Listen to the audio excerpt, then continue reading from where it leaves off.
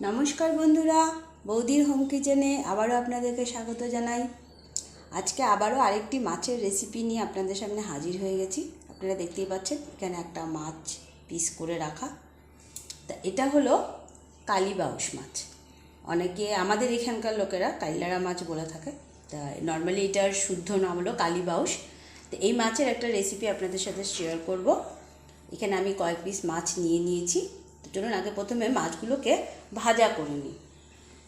লবণ হলুদ মাখিয়ে মাছগুলোকে প্রথমে আমি ভাজা করে নেব।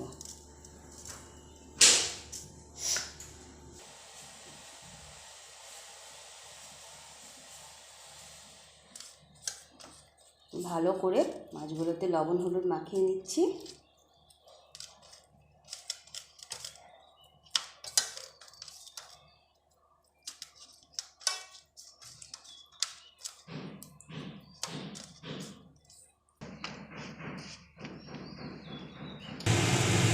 কড়াই বসিয়ে দিয়েছি, কড়াইয়ে তেল দিয়ে দিয়েছি।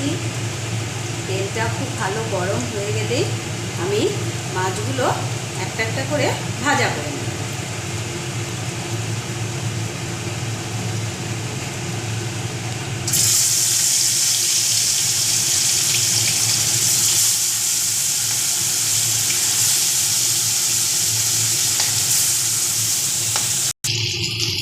দেখুন আমার মাছগুলো ভাজা হয়ে যাচ্ছে। এই পিস যখন ভাজা হয়ে যাবে তখন মাছগুলোকে আমরা তুলে নিচ্ছি।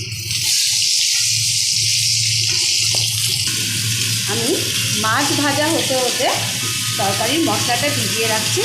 এখানে আমি নিচ্ছি হলুদ গুঁড়ো,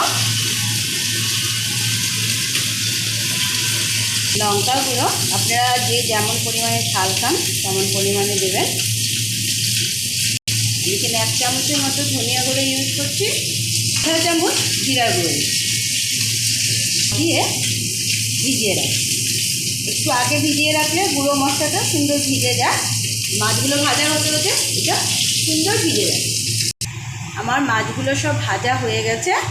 আমি এবার রেসিপিটা শুরু করি। তো এখানে আমি একটা তেজপাতা আর একটা শুকনো লঙ্কা এখানে তেলের মধ্যে দিয়ে দিলাম। দিয়ে দিচ্ছি এখানে কালো জিরে। এবার দিয়ে দিচ্ছি পেঁয়াজ কুচি। আমি এখানে একটা মিডিয়াম সাইজের পেঁয়াজকে মেশিনে পুড়িয়ে নিয়েছি, সেটা দিয়ে দিলাম। গ্যাসের স্টিমটা আমি লোতে রেখেছি, কেননা মশলাটা পুরো ভাজতে হবে তাই।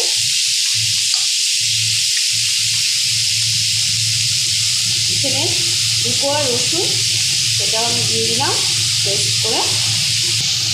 এবার রসুন আর পেঁয়াজটাকে খুব ভালো করে আমি ভাজা করে নেব, যাতে কাঁচা গন্ধটা না থাকে। এবার দিয়ে দিচ্ছি এখানে টমেটো পেস্ট।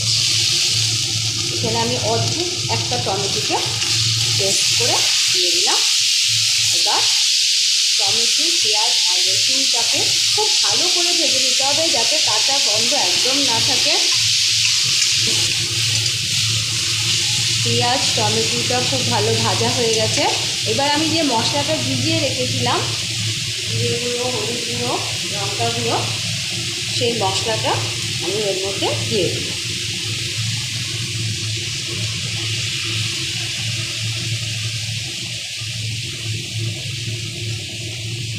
সামান্য একটু জল দিয়ে দিব, কেননা মশলাটা খুব ভালো করে ভাজা করতে হবে। এখন দিয়ে দিব এর মধ্যে পরিমাণ মতো লবণ।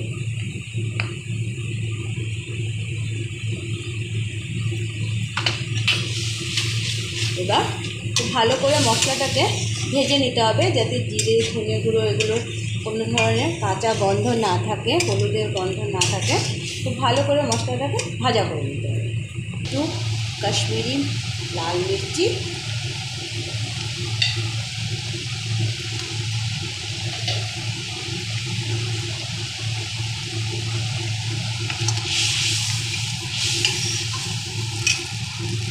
আর দিয়ে দিচ্ছি 4টে কাঁচা লঙ্কা।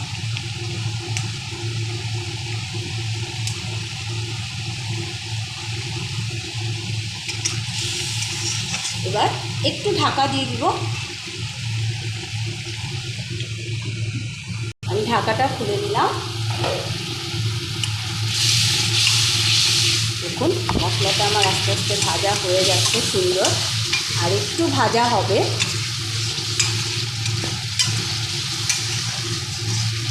কেননা জিরে গুঁড়োর তরকারি, ধনে গুঁড়োর তরকারি মশলা যদি ভালো ভাজা না হয় একটা কাঁচা গন্ধ করে, যেটা ভালো লাগে না একদম।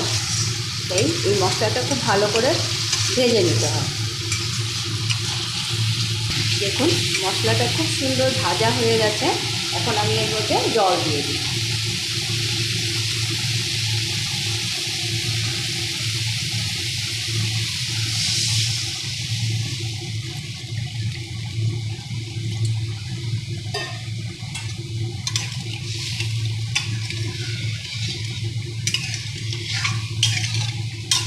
জল দিয়ে ভালো করে মশলাটাকে মিশিয়ে দিলাম।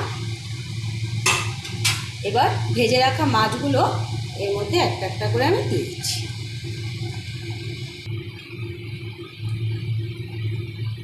ঝোলটা একটু বেশি পরিমাণে এই জন্যে দিয়েছি, খুব ভালো জাল খাবে, তাহলে মাছের ভিতরে পুরো মশলা আর রসটা ঢুকবে। তো এবার আমি এটাকে ঢাকা দিয়ে দিচ্ছি, খুব 5 মিনিটের জন্য ভালো করে জাল খাইয়ে নিচ্ছি। দেখুন বন্ধুরা, আমি 5 মিনিট পরে ঘুরে এসেছি। আমার কালীবাউস মাছের কালিয়াটা একদম রেডি হয়ে গেছে। ঠিক এরকম ঝোল নামাবো, কেননা এটা একটু ঝোলটা খেতেই ভালো লাগে। খুব সুন্দর একটা স্মেল বেরিয়েছে। আপনারা যখন বাড়িতে বানাবেন তখন আপনারাও সেই স্মেলটা অনুভব করবেন। তো আমি এবার তরকারিটা নামিয়ে ফেলি। দেখুন বন্ধুরা, আমার কালীবাউস মাছের এই কালিয়াটা একদম রেডি হয়ে গেছে। এটা একটু ঝোল অবশ্যই নামাবেন, কারণ এটা ঝোলটা খেতে বেশি স্বাদ হয়। তো অবশ্যই আমাদের চ্যানেলটিকে আপনারা লাইক করুন, শেয়ার করুন সবার সাথে, এবং সাবস্ক্রাইব করুন অবশ্যই। তো বন্ধুরা, আজকে এতটুকুই। ধন্যবাদ।